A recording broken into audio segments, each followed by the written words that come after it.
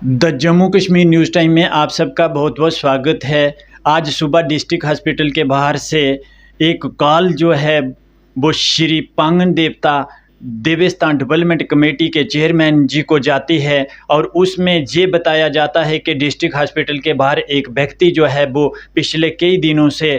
लावारिस पड़ा हुआ है और जिसकी सहायता के लिए कोई नहीं पहुंचा। उसके बाद उनकी बात जो थी वो एनजीओ के मेंबरों से हुई और एनजीओ के मेंबर उसकी सहायता के लिए तुरंत मौके पर पहुंचे और डिस्ट्रिक्ट हॉस्पिटल के बाहर जाकर जब उसकी हालत देखी गई तो वाकई उसकी हालत जो थी वो काफ़ी नाजुक थी। उसके दोनों पाँव जो थे वो जख्मी पाए गए। उसके बाद उसको वहाँ से उठाकर डिस्ट्रिक्ट हॉस्पिटल में लिया गया और वहाँ पे जाके उसके जख्मों पर मरहम पट्टी लगाकर उसको डिस्ट्रिक्ट हॉस्पिटल में एडमिट करवाया गया है। और वो व्यक्ति जो अपना नाम बता रहा है राजेश कुमार सन ऑफ हिमराज और वो रहने वाला डोडा का है।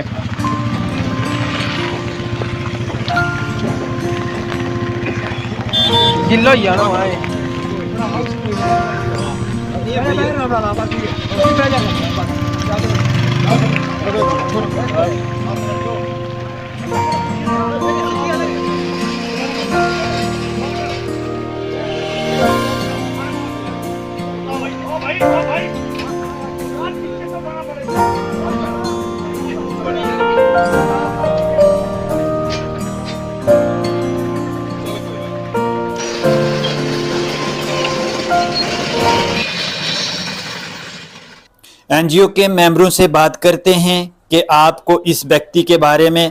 किसने बताया और किस तरह से आप डिस्ट्रिक्ट हॉस्पिटल में पहुंचे। आज सुबह हमारी पांगन देवता देवस्थान डेवलपमेंट कमेटी के चेयरमैन श्री शोभाराम नाग जी को एक कॉल आया जिसमें उन्होंने बताया कि एक पेशेंट है जो हॉस्पिटल के गेट के बाहर पड़ा हुआ है और उसके पास ना तो कपड़े हैं ना कुछ, ऊपर से बारिश जो है वो पूरी रात बारिश में भीगता रहा। तो इसलिए हमने फिर फैसला लिया कि हम कुछ लोग जा कर के उसकी जो सहायता कर सकते हैं तो उसके लिए फिर हम पुलिस स्टेशन गए। फिर पुलिस वालों के साथ फिर यहाँ पहुँचे और उसके बाद यहाँ डिस्ट्रिक्ट हॉस्पिटल के सुपरिटेंडेंट साहब से बात की हमने। तो उन्होंने बड़ी एक इंसानियत दिखाते हुए उस पेशेंट को एडमिट किया है, लेकिन उसके साथ साथ ही वैसे उसके पाँव में बहुत ज़्यादा जख्म है जिसकी वजह से वो चल भी नहीं सकता है। और दूसरी ये है कि उस सही तरीके से अपनी पहचान जो है वो नहीं बता रहा है, पर फिर भी उसने अपना नाम जो है वो राजेश कुमार करके बताया है और वो देसा का रहने वाला है, डिस्ट्रिक्ट डोडा का। और मैं आपके माध्यम से ये आग्रह करना चाहता हूँ, कोई भी अगर इस वीडियो को देखे और ख़ास करके कोई रियासी का है उसकी अगर सहायता कर सकता है, सुबह शाम खाना वगैरह उसको दे सकते हैं आप। और उसके साथ ही मैं ये चाहूँगा कि इस वीडियो को डिस्ट्रिक्ट डोडा तक पहुँचाने की कोशिश करें और वहाँ जहाँ इसका गांव है वहाँ तक, इसके घर तक ये मैसेज जो है पहुँच पाए और ताकि ये अपने घर जो है पहुँच पाए। इसके परिवार में कोई होगा, ये राजेश कुमार सन ऑफ हिमराज जो है बताता है अपने आप को। बाकी मेरे साथी कृष्ण जी बताएंगे। जैसा कि हमारे साथी सरोटी साहब ने बताया कि आज सुबह हमें एक कॉल आती है, हमारे चेयरमैन साहब को कॉल आती है कि इस तरह से एक लावारिस जो है वो हॉस्पिटल के गेट के बाहर पड़ा हुआ है और पूरी रात जो बारिश हुई है उसमें वो पूरी रात बारिश में रहा है और उसके दोनों पाँव जो हैं वो बुरी तरह से जख्मी हैं और इस हाल में वहाँ पे पड़ा हुआ है। और हमारी एनजीओ से संपर्क किया कि अगर आप किसी प्रकार से उसकी सहायता कर सकते हैं तो उसकी जान जो बच सकती है। तो हमने जल्दबाजी में जितने हमारे सदस्य जहाँ पे थे, बाकी कईयों से हमने संपर्क करने का प्रयास किया लेकिन वो नहीं संपर्क हो पाया, लेकिन जितने सदस्य थे हमारे यहाँ पे हम सब ने जल्दबाजी में उसके लिए जितना हो सका, उसके लिए कपड़े, कंबल, खाने का जो भी हो सका वो लेके हमारी टीम जहाँ हॉस्पिटल पे पहुँची है और उसको यहाँ से मेन गेट से उठाकर अंदर लेके उसकी ड्रेसिंग वगैरह करवा के उसको हॉस्पिटल में एडमिट करवाया आपने। और जिसमें हॉस्पिटल एडमिनिस्ट्रेशन जो खासकर जो सुपरिटेंडेंट साहब हैं हॉस्पिटल रियासी के, उनका मैं धन्यवाद करूंगा कि उन्होंने बहुत अच्छा कोऑपरेट किया। उनके साथ साथ जितना भी स्टाफ है वहाँ का सभी ने बहुत अच्छा कोऑपरेट किया है और अभी वो जो है हॉस्पिटल में एडमिट है वहाँ पे खाना वगैरह दे के उसको हॉस्पिटल में एडमिट करवा दिया है। और आगे की हम ये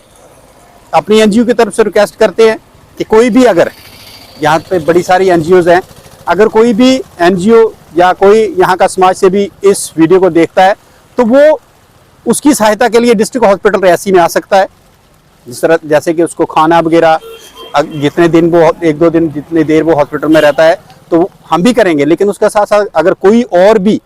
कोई समाज से भी आना चाहता है तो वो आ सकता है। और इसके साथ साथ ये वीडियो ज़्यादा से ज़्यादा शेयर करें ताकि ये इसने अपने आप को देसा का बताया कि मैं देसा का रहने वाला हूँ और राजेश कुमार करके नाम बताया, सन ऑफ हेमराज। तो अगर आपके पास वहाँ का कोई कॉन्टैक्ट है तो वहाँ तक इसकी ये वीडियो को शेयर करें, इसके फोटोज वगैरह जिसमें हम डाल रहे हैं वो शेयर करें ताकि ये इसके घर तक जो है इंफॉर्मेशन पहुँच सके और इसके घर के मेंबर यहाँ आके इसको ले जाएं। बहुत सारे लोग हमें दिखते हैं, लेकिन ऐसी कोई व्यवस्था रियासी में नहीं है कि अगर कोई लाभार्थी तो उसको अगर उठा के, अगर हमने यहाँ से उठाया वो तो ठीक है कि हॉस्पिटल में सुप्रिटेंडेंट साहब ने हमें अलाउ किया कि आप यहाँ पे रख लो, लेकिन अगर वो भी वहाँ नहीं करते तो फिर कहाँ रखते। तो जैसे हम देखते हैं कि बाकी शहरों में इसके लिए शेल्टर होम बने हुए, वहाँ उठा के हम ऐसे बंदों को रख सकते हैं, लेकिन रियासी में ऐसी कोई व्यवस्था नहीं है। तो मैं चाहूँगा कि कोई ऐसी व्यवस्था रियासी में भी होनी चाहिए और जिससे अगर कोई ऐसा कोई लाभार्थी है जिसको कम से कम के छत के नीचे तो रख सकें हम, कि इस बारिश में इतनी बारिश पड़ रही है, ठंड है, तो इस हाल में अगर उठाएं, एनजीओ ही उठाए तो कहाँ रखे, कहाँ वो। तो कोई ऐसी व्यवस्था हो कि जिससे इस तरह का कोई भी अगर कोई लाभार्थी है जिसका कोई जो मेंटली ठीक नहीं है या कोई और परेशानी है तो उसको हम कोई भी एनजीओ कोई भी समाज से भी उसको उठा के कम से कम वहाँ लेके रख सकें।